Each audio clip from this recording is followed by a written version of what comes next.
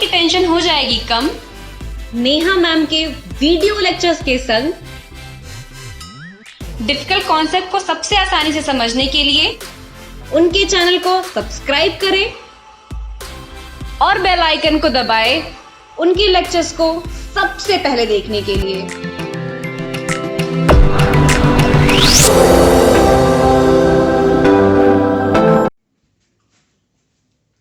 Hello students, welcome back in the second lecture of current electricity. In first lecture we are discussing voltage, current, potential difference. Now we are going to discuss resistance, Ohm's law, resistivity, conductivity and superconductor in this lecture. अब सबसे पहले बात करते हैं कि resistance क्या है।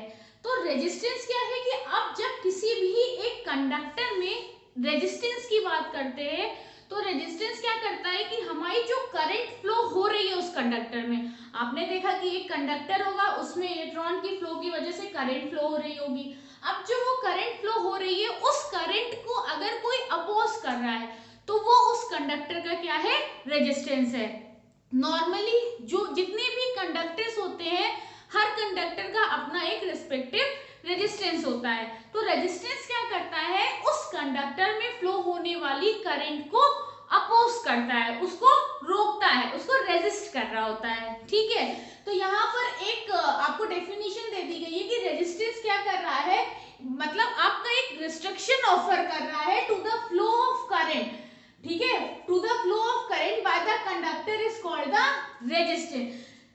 Current के फ्लो को किसी भी कंडक्टर में जो चीज रोक रही है, ठीक, वो चीज क्या कहलाती है, उसका रेजिस्टेंस कहलाती है। अब ये रेजिस्टेंस कैसे कैलकुलेट होता है ये अभी हम देखेंगे कि बेसिकली ये रेजिस्टेंस है क्या और इसका वोल्टेज और करंट या पोटेंशियल डिफरेंस आप जिसे कहते हैं, पोटेंशियल डिफरेंस और करंट से क्या रिलेशन होता है। ठीक, तो सबसे पहले आपको यहाँ पे जब हम शुरू कर रहे हैं लेक्चर तो रेजिस्टेंस पता होना चाहिए कि रेजिस्टेंस आपके माइंड में है कि हाँ कोई ऐसी चीज है जो कि मेरे करंट के फ्लो को रोक रही है, उसको आगे बढ़ने नहीं दे रही है। ठीक, अब ये पोटेंशियल डिफरेंस और करंट से कैसे रिलेट करता है। ठीक, पोटेंशियल डिफरेंस और करंट से ये रेजिस्टेंस कैसे रिलेट करता है, इसके लिए एक ओम्स लॉ है। ठीक है, अब ओम्स लॉ यहाँ पर हम समझते हैं कि ओम्स लॉ जब हम पढ़ेंगे तो हमें पता चल जाएगा कि रेजिस्टेंस एक्चुअली में था क्या, वैल्यू क्या है, किन किन फैक्टर्स पे वो रेजिस्टेंस आपका डिपेंड करता है। तो ओम्स लॉ क्या कहता है कि आपका एक कंडक्टर है, ठीक, किसी भी कंडक्टर में अगर पोटेंशियल डिफरेंस है, मान लिया कि ये मेरा एक कंडक्टर था, ठीक है, इस कंडक्टर के का एक पॉइंट ए है, एक यहाँ पे कोई पॉइंट बी है। अब इन दोनों पॉइंट्स पे मेरे पास पोटेंशियल डिफरेंस है, मतलब दो डिफरेंट वोल्टेजेस हैं। यहाँ पे मैंने कहा कि 0 वोल्ट का पोटेंशियल है, यहाँ पे अगर मेरे पास 10 वोल्ट का पोटेंशियल है। ठीक, तो इलेक्ट्रॉन क्या होते हैं, हायर पोटेंशियल की तरफ मूव करते हैं, तो 0 से यहाँ तक ये क्या है, इलेक्ट्रॉन्स मूव कर रहे हैं। ठीक, अब अगर इलेक्ट्रॉन्स इस डायरेक्शन में मूव कर रहे हैं तो आपको इसके पहले के लेक्चर से बताया गया कि करंट की डायरेक्शन जो होगी वो इलेक्ट्रॉन की डायरेक्शन के ऑपोजिट होगी। तो इलेक्ट्रॉन अगर इस डायरेक्शन में मूव कर रहे हैं तो आपकी करंट इस तरफ से फ्लो हो रही है। इलेक्ट्रॉन का मूवमेंट अगर ऐसे है, चूंकि इलेक्ट्रॉन 0 वोल्ट से 10 वोल्ट में जा रहे हैं तो आपकी करंट क्या है, इस तरह फ्लो हो रही है। करंट फ्लो ही तभी होती है जब किसी भी कंडक्टर में पोटेंशियल डिफरेंस होता है।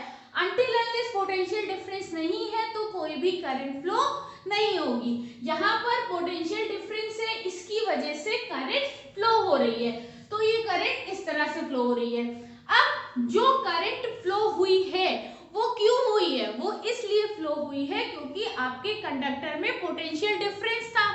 तो जो करंट फ्लो होती है वो डायरेक्टली प्रोपोर्शनल होती है potential difference between the conductor की, उसके दो पॉइंट्स के बीच में जितना पोटेंशियल डिफरेंस है उसकी के प्रोपोर्शनली करंट फ्लो होती है।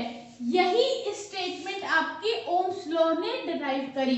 ठीक, ओम्स लॉ था कि the current flowing in a conductor is directly proportional to the, जो करंट फ्लो हो रही है वो डायरेक्टली प्रोपोर्शनल है to the potential difference applied across its end provided that the physical physical condition and temperature remains constant, कि current उतनी ही flow होगी, वही प्रोपोर्शनल होगा जितना कि पोटेंशियल डिफरेंस होगा, ठीक, उसी के प्रोपोर्शनल में करंट फ्लो होती है। तो potential difference directly proportional to the flow of current, ठीक, उतनी ही करंट आपकी फ्लो हुई।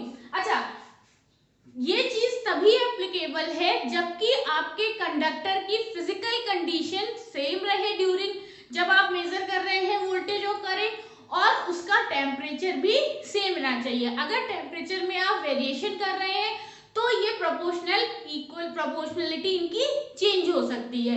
तो इसीलिए हमेशा ये चीज डिफाइन कर दी गई है कि आपकी फिजिकल कंडीशन और टेम्परेचर उतनी देर के लिए कंडक्टर का सेम रहना चाहिए, ठीक। तो यहाँ पे पोटेंशियल डिफरेंस के बराबर करंट फ्लो हो रही है। अब जो आपने कहा कि जब भी हम अगर प्रोपोर्शनल का साइन हटाते हैं तो एक कांस्टेंट प्लेस करते हैं, ठीक है। हम पुरानी क्लासेस में भी जब डेरिवेशंस करते थे तो जब भी प्रोपोर्शनैलिटी साइन हम हटाते थे तो एक कांस्टेंट यहाँ पर प्लेस करते थे। तो इस प्रोपोर्शनैलिटी साइन के बजाय हमने यहाँ पर एक कांस्टेंट लगाया, ठीक है, और ये कांस्टेंट क्या कहलाता है, आर, ठीक। तो delta V is equal to I R, Ohm's law के according delta V is equal to I R. ये क्या है कि आर जो होता है, जो कांस्टेंट होता है, ठीक है, वो किसी भी कंडक्टर के लिए सेम रहता है। वो एक जो आपने कांस्टेंट लगाया है वो सेम रहेगा, इसीलिए उसको कांस्टेंट बोल रहे हैं। तो delta V is equal to I R, या नॉर्मली बच्चे याद करते हैं R is equal to V by I, या V is equal to I R, ठीक, इस तरह से भी आप इसको लिख सकते हैं। अब अगर इस जो ये R है, ये जो R कांस्टेंट है, ये कांस्टेंट ही क्या कहलाता है, रेजिस्टेंस कहलाता है। ये कांस्टेंट ही उस कंडक्टर का रेजिस्टेंस कहलाता है, ठीक है। अब रेजिस्टेंस की यूनिट क्या होती है, चूंकि R is equal to V by I, V volt और I करंट है एम्पियर में, तो वोल्ट पर एम्पियर, या इसको ओम, OHM ओम, या इस तरह से इसका साइन होता है, इसकी यूनिट है और इसमें इसको रिप्रेजेंट किया जाता है, फाइन। अब नेक्स्ट बात आई कि हम ये बात बार बार बोल रहे कि R जो है वो कंडक्टर, किसी भी कंडक्टर का सेम रहता है, सेम रहता है, क्यों रहता है, ठीक है, किसी भी कंडक्टर का R सेम क्यों रहता है, क्योंकि बेसिकली जो R है ये किसी भी कंडक्टर का स्लोप है, ठीक है, जो R है ये किसी भी कंडक्टर का स्लोप है। इसको आप एक ग्राफ से समझ सकते हैं, जो आप रेजिस्टेंस की बात बोल रहे हैं कि एक स्लोप ऑफ डेल्टा V और I के बीच में हम लोगों ने यहाँ पर एक स्लोप ड्रॉ किया है, ठीक है। एक्स एक्सिस पे मैंने करंट ले रखी है और वाई एक्सिस पे पोटेंशियल डिफरेंस ले रखा है। जैसे जैसे पोटेंशियल डिफरेंस बढ़ रहा है करंट बढ़ रही है, पोटेंशियल डिफरेंस बढ़ रहा है करंट बढ़ रही है, ठीक, और ये एक आपकी स्ट्रेट लाइन बन रही है, ठीक है। अब अगर आप स्लोप निकालिए, स्लोप क्या है, स्लोप यहां से अगर देखा जाए तो ये जो थीटा है ये क्या है, स्लोप है। तो स्लोप मतलब tan थीटा, tan थीटा क्या है, y2 minus y1, y2 minus y1 upon x2 minus x1। y2 की वैल्यू क्या है, आपने वैल्यूज क्या इमेजिन कर रखी है कि ये मेरा पोटेंशियल डिफरेंस है, और ये क्या है x2 माइनस x1 आप करंट के लिए। तो देखा जाए तो डेल v अपॉन आई, तो स्लोप किसको बता रहा है, रेजिस्टेंस को बता रहा है। और आप देखो यहाँ पे भी थीटा की वही वैल्यू है, यहाँ पे भी थीटा की वही वैल्यू है, यहाँ पे भी। तो किसी भी कंडक्टर का जो रेजिस्टेंस होता है वो, या जहां पर हम इसे स्लोप से समझ रहे हैं, ये कांस्टेंट होता है, ठीक, ये थ्रू द कंडक्टर चेंज नहीं होता है रेजिस्टेंस आपका। अब ये आपकी बात हो गई कि रेजिस्टेंस आपका कंडक्टर का सेम रहता है, करेक्ट। यहां पर आप ये कह सकते हैं कि जो आपका पोटेंशियल डिफरेंस है, ठीक है, उसी के प्रोपोर्शन में मेरी करंट किसी भी कंडक्टर में फ्लो होगी। पोटेंशियल डिफरेंस के बराबर ही जो करंट है वो किसी भी कंडक्टर में फ्लो होगी। अब आपको यहाँ पे दो चीजें पता होनी चाहिए, एक कि कंडक्टर्स दो टाइप के हैं, एक ओमिक कंडक्टर है और एक नॉन ओमिक कंडक्टर है। तो ये कंडीशन ओम्स लॉ फॉलो करता है ओमिक कंडक्टर्स को, ठीक है। ओमिक कंडक्टर में क्या होता है कि जब आप V और I ग्राफ एक स्ट्रेट लाइन में होता है, ठीक। जब आप V और I का ग्राफ बना रहे होते हैं तो ये एक स्ट्रेट ओमिक कंडक्टर में, तो ओम्स लॉ हमेशा ओमिक कंडक्टर्स जो होते हैं उनमें ही फॉलो किया जाता है, ठीक। जो नॉन ओमिक कंडक्टर्स होंगे वहां पर जब V और I का ग्राफ होता है वो क्या होता है, वो इस तरह से एक ग्राफ बनता है, ठीक। जैसे सिलिकॉन, जर्मेनियम, ये जो आपके एलिमेंट्स होते हैं ये ओमिक लॉ को नहीं फॉलो करते हैं, ये नॉन ओमिक लॉ को फॉलो करते हैं। यहाँ पे V और I का रेशियो अलग अलग होता है, ठीक। ये आप अभी आगे पढ़ेंगे। तो ओम्स लॉ पहली चीज क्या बताता है कि पोटेंशियल डिफरेंस के प्रोपोर्शनल में ही करंट फ्लो होगी। प्रोपोर्शनैलिटी हटा के हम रेजिस्टेंस लगाते हैं, रेजिस्टेंस जो होता है वो कांस्टेंट होता है।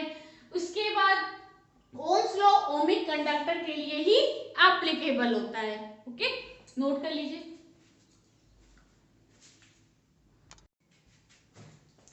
चलिए नेक्स्ट समझते हैं कि रेजिस्टिविटी क्या होती है, जो हमारा नेक्स्ट टॉपिक है। तो रेजिस्टिविटी समझने के पहले अभी हम रेजिस्टेंस पे ही रहते हैं। जैसा कि आपने देखा अभी की रेजिस्टेंस बेसिकली क्या है कि आपका किसी भी कंडक्टर का जो आपका रेजिस्टेंस है, ठीक है, रेजिस्टेंस क्या है कि आपने बोला कि आपका एक ये कंडक्टर है मान लिया, और इस कंडक्टर में इलेक्ट्रॉन्स फ्लो हो रहे हैं जिसकी वजह से करंट जनरेट हो रही है। अब जो आपका कंडक्टर है रेजिस्टेंस, अभी आपने देखा कि ना तो पोटेंशियल डिफरेंस पे डिपेंडेंट है ना ही करंट पे डिपेंडेंट है, इन दोनों से पूरा इंडिपेंडेंट है, उसे पोटेंशियल डिफरेंस और करंट से कोई भी डिपेंडेंसी उसकी नहीं है। अगर रेजिस्टेंस इन दोनों पर डिपेंड नहीं है तो रेजिस्टेंस एक्चुअली डिपेंड किस पे है, तो रेजिस्टेंस आपका जो कंडक्टर है, पहली चीज तो ये होती है कि वो किस मटेरियल का है। तो हर मटेरियल का अपना रिस्पेक्टिव रेजिस्टेंस ऑफर करता है, क्योंकि उस मटेरियल में आपके उस मटेरियल में अलग उसी तरह के अरेंजमेंट होते हैं इलेक्ट्रॉन्स के, ठीक है। तो मटेरियल पे डिपेंड करता है। दूसरा सराउंडिंग टेम्परेचर पे रेजिस्टेंस डिपेंड करता है, ये चीज आपने अभी देखी। अब अगर आप रेजिस्टेंस किसी भी एक कंडक्टर का देखें तो उस रेजिस्टेंस की जितनी लेंथ है, ठीक है, जितना लेंथ है रेजिस्टेंस का, मान लीजिए एक ये रेजिस्टेंस है R1, इसकी लेंथ है L1, और आपने एक और रेजिस्टेंस बना रखा है R2, ठीक है, और इसकी लेंथ है आपकी L2। तो जितनी बड़ी लेंथ होगी आपके रेजिस्टेंस की, ठीक है, आपके कंडक्टर की, उतना ही ज्यादा उसका रेजिस्टेंस होगा। अगर इस कंडक्टर की लेंथ L1 है और इसकी L2 है, तो आप यहाँ पर देख रहे हैं कि L1 छोटा है और L2 बड़ा है, तो जो आपका सेकेंड वाला कंडक्टर है इसका रेजिस्टेंस ज्यादा होगा इन कंपैरिजन टू आपके फर्स्ट वाले कंडक्टर के। तो आप कह सकते हैं कि resistance is directly proportional to the length of the conductor. अगर कंडक्टर की लेंथ ज्यादा है तो उसका रेजिस्टेंस ज्यादा होगा, अगर कंडक्टर की लेंथ कम है तो उसका रेजिस्टेंस कम होगा। तो ये डायरेक्टली प्रोपोर्शनल होता है लेंथ के। दूसरी चीज आती है कि एरिया, जो आपका कंडक्टर है उसका एरिया क्या है। अब मान लेते हैं कि ये जो आपका ये वाला कंडक्टर था, मान लिया कि ये कंडक्टर था, ये आपका इसका क्रॉस सेक्शन एरिया ऐसे है, बड़ा है, ठीक, इसका क्रॉस सेक्शन एरिया बड़ा है, इसका क्रॉस सेक्शन एरिया छोटा है। मान लीजिए ये वाला कंडक्टर है, इसका क्रॉस सेक्शन एरिया छोटा है। अब अगर किसी भी कंडक्टर का क्रॉस सेक्शन एरिया ज्यादा है तो ऑब्वियसली ज्यादा है, बात है कि अगर मैं यहां से कोई भी चीज को निकालूं जब वो इतनी मोटी पाइप है तो वो इजीली निकल जाएगा, रेजिस्टेंस कम ऑफर होगा। और कोई पतली सी टनल है और अगर उसमें से निकलना है तो वहां निकलना बड़ा मुश्किल काम है, बहुत ज्यादा रेजिस्टेंस लग रहा है, निकलने नहीं दे रहा वहां से। तो अगर क्रॉस सेक्शन एरिया ज्यादा है तो रेजिस्टेंस कम है, क्रॉस सेक्शन एरिया कम है तो उसका रेजिस्टेंस ज्यादा है। इससे भी पतली आपने यहाँ पर एक ऐसे लगा लिया कंडक्टर, उसका क्रॉस सेक्शन एरिया और कम कर दिया। अब अगर क्रॉस सेक्शन एरिया आपने और कम कर दिया, वो और ज्यादा रेजिस्टेंस ऑफर करेगा, ठीक है। तो रेजिस्टेंस किसी भी कंडक्टर के जो क्रॉस सेक्शन एरिया है, जो एरिया है उसके इनवर्सली प्रोपोर्शनल होता है। अगर एरिया ज्यादा तो रेजिस्टेंस कम, अगर एरिया कम तो रेजिस्टेंस ज्यादा। तो यहाँ पे देखिए ये फर्स्ट मान लेते हैं इक्वेशन, और ये सेकंड में हम लोगों ने देखा कि R is inversely proportional to A या R is proportional to 1/A। ये मान लेते हैं मेरी इक्वेशन नंबर 2 है।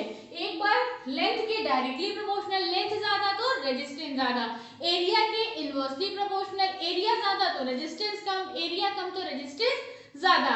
ठीक, अब मैंने इक्वेशन 1 और इक्वेशन 2 को कंबाइन कर दिया, तो मैंने इन दोनों को अगर एक साथ लिख दूं तो मैं कहूंगी R is proportional to L/A। ठीक, R is proportional to L/A। अब फिर से वही बात, जब भी आप प्रोपोर्शनैलिटी साइन हटाएंगे तो एक नई वैल्यू, एक नया कांस्टेंट ऐड करते हैं, और यहाँ पर प्रोपोर्शनैलिटी हटा के जब मैंने इक्वल लगाया तो एक कांस्टेंट जो ऐड किया इसको बोलते हैं रो। ठीक, इसको बोलते हैं रो, और ये जो रो है, ठीक, यही क्या होती है, रेजिस्टिविटी होती है। तो यहाँ से रो इज इक्वल टू अगर मैं निकालूं तो क्या हो जाएगा, R इंटू A/L। तो rho is equal to R into A/L। तो किसी भी कंडक्टर की रेजिस्टिविटी क्या होती है, रो की वैल्यू क्या होती है, कंडक्टर का रेजिस्टेंस इंटू कंडक्टर का एरिया अपॉन कंडक्टर की लेंथ, ये उसकी रेजिस्टिविटी डिफाइन करती है। ठीक है, तो rho is equal to R into A/L। अगर मैं इसकी यूनिट की बात करूं तो आपको पता है, अभी देखा हमने कि रेजिस्टेंस ओम में है, area metre square, length metre में, metre and metre square cancel, तो ओम मीटर कह सकते हैं आप रेजिस्टिविटी की यूनिट को। अब ये तो बात हो गई कि किसी भी कंडक्टर की रेजिस्टिविटी क्या होती है, कंडक्टर की रेजिस्टिविटी लेंथ और एरिया पे डिपेंड करती है। कि किसी भी कंडक्टर का रेजिस्टेंस, दोनों को कंबाइन कर दिया तो प्रोपोर्शनैलिटी साइन की जगह जो कांस्टेंट आया that is known as the resistivity rho, और रो की वैल्यू होती है R इंटू A/L।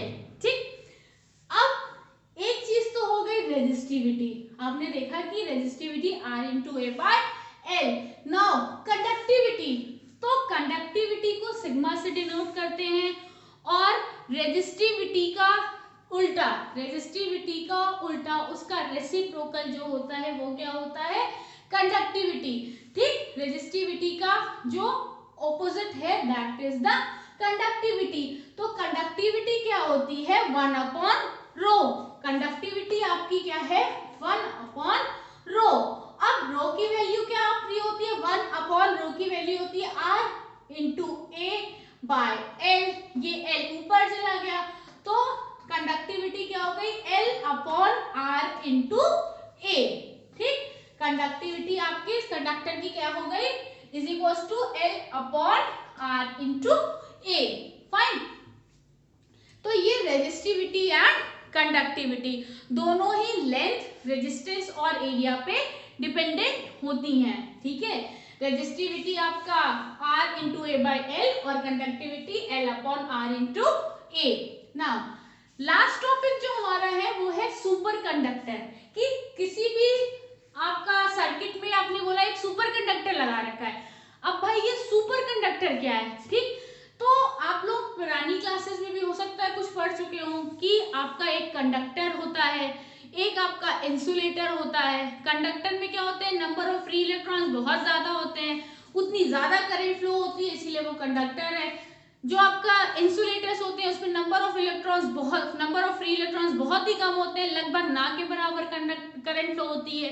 एक और चीज होती थी सेमी कंडक्टर, जिसमें कुछ क्वालिटीज कंडक्टर की होती है, कुछ क्वालिटीज इंसुलेटर की होती है, और वो सेमी कंडक्टर होता है। ठीक है, कि जिसमें करंट पहले तो नहीं फ्लो होती है, लेकिन एक लेवल के बाद एक कंट्रोलिंग पॉइंट होता है, उसके बाद करंट फ्लो होने लगती है। फाइन, अब उसी तरह से यहाँ पर एक चीज नहीं आई कि सुपर कंडक्टर क्या होता है। कंडक्टर तो हम समझ रहे हैं कि जहाँ पे नंबर ऑफ फ्री इलेक्ट्रॉन्स बहुत ज्यादा है और करंट फ्लो हो रही है वो मेरा कंडक्टर है। लेकिन किसी भी कंडक्टर में रेजिस्टेंस होगा ही होगा। ठीक, किसी भी कंडक्टर में रेजिस्टेंस होता ही होता है, क्योंकि कंडक्टर में जो इलेक्ट्रॉन्स होते हैं वो पॉजिटिव आयंस के साथ जब कोलाइड करने लगते हैं तो वो क्या करते हैं, कुछ ऑब्स्टेकल्स ऑफर करने लगते हैं, जिसकी वजह से प्रॉपर करंट फ्लो नहीं होती है। तो सुपर कंडक्टर यहाँ पे डिफाइन किया जाता है कि ऐसा सब्सटेंस जो जीरो रेजिस्टेंस या इनफाइनाइट कंडक्टेंस ऑफर करता है। कंडक्टेंस क्या होता है? रेजिस्टेंस का रेसिप्रोकल, ठीक, कंडक्टेंस रेजिस्टेंस का रेसिप्रोकल होता है। तो सुपर कंडक्टर होता है जो जीरो रेजिस्टेंस ऑफर करता है, मतलब कि ऐसे कुछ मटेरियल्स, कुछ ऐसे आपके कंडक्टर्स हैं जहां पे इलेक्ट्रॉन्स का अरेंजमेंट ऐसा है कि वो किसी भी पॉजिटिव आयन के साथ कोलाइड नहीं करते और इजीली फ्लो होते रहते हैं, ठीक है। तो super conductor is a substance of zero resistance, ठीक है, और infinite conductance at a very low temperature. But condition इसके लिए यहाँ पर भी होती है कि जो टेम्परेचर होना चाहिए वो क्या होना चाहिए? बहुत ही ज्यादा लो होना चाहिए, ठीक। तो ये क्या हो जाते हैं आपके सुपर कंडक्टर, जो कि जीरो रेजिस्टेंस ऑफर करते हैं बहुत ही लो टेम्परेचर पे। तो it's all about resistance, Ohm's law, resistivity, conductivity and super conductance, ठीक है, सुपर कंडक्टर। साथ में आपको एक और चीज बता दी गई, कंडक्टेंस, जो कि रेजिस्टेंस का रेसिप्रोकल, रेजिस्टिविटी का उल्टा कंडक्टिविटी, रेजिस्टेंस का उल्टा कंडक्टेंस, ठीक है, ये इनके रेसिप्रोकल्स होते हैं। तो ध्यान रखिएगा अगर डेफिनेशंस आती हैं एग्जाम में तो लिखने के लिए, ठीक है। ओके, चैनल को देखते रहिए, सब्सक्राइब करिए। Thank you.